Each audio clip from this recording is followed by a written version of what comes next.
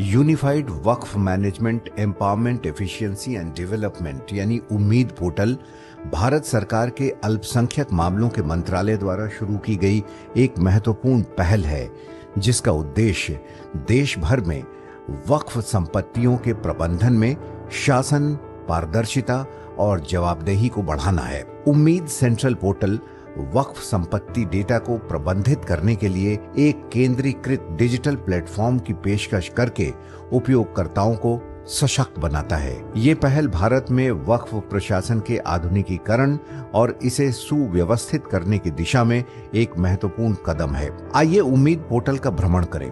सबसे पहले web browser को खोलें और उम्मीद पोर्टल पर जाएं। आपको उम्मीद पोर्टल का होम पेज मिलेगा। यहाँ आप विभिन्न टैब जैसे होम, अबाउट अस, वैधीकरण अधिनियम आदि देख सकते हैं। आइए हमारे बारे में टैब पर जाएं, यानी अबाउट अस।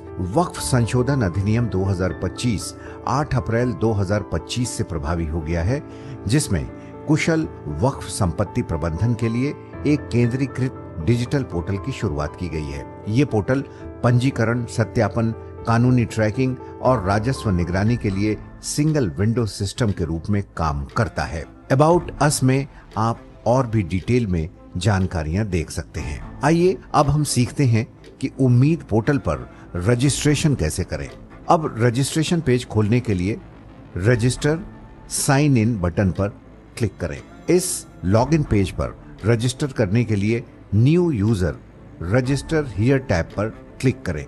अब ड्रॉप डाउन सूची से उपयोगकर्ता की श्रेणी का चयन करें।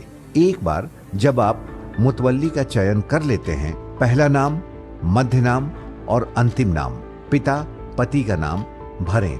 कैलेंडर से जन्मदिन चुनने के लिए फील्ड बॉक्स पर क्लिक करें। पंजीकरण करते समय उपयोगकर्ता की आयु कम से कम 21 वर्ष या उससे अधिक होनी चाहिए।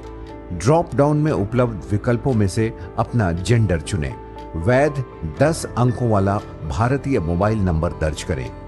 वेरीफाई करने के लिए इस नंबर पर एक ओटीपी भेजा जाएगा। ओटीपी प्राप्त करने के लिए ओटीपी सेंड पर क्लिक करें।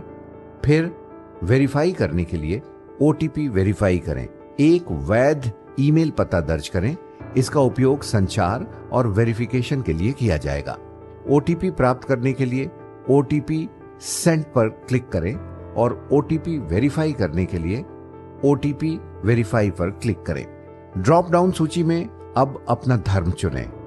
जब आप मुस्लिम के रूप में अपना धर्म चुनते हैं, तब एक फील्ड यदि मुस्लिम संप्रदाय दिखाई देगी। ड्रॉप डाउन विकल्प सूची से संप्रदाय चुनें। अपनी उच्चतम शिक्षा स्तर और अपना वर्तमान रोजगार जो भी हो उसका चयन करें। अब आप स्थायी या वर्तमान पता भरें।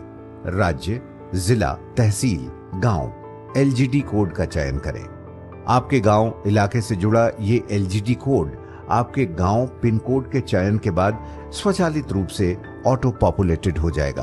पता वाली पंक्ति 1 में आपके आवासीय पते का प्राथमिक भाग, 2 और 3 में अतिरिक्त पता विवरण भरें।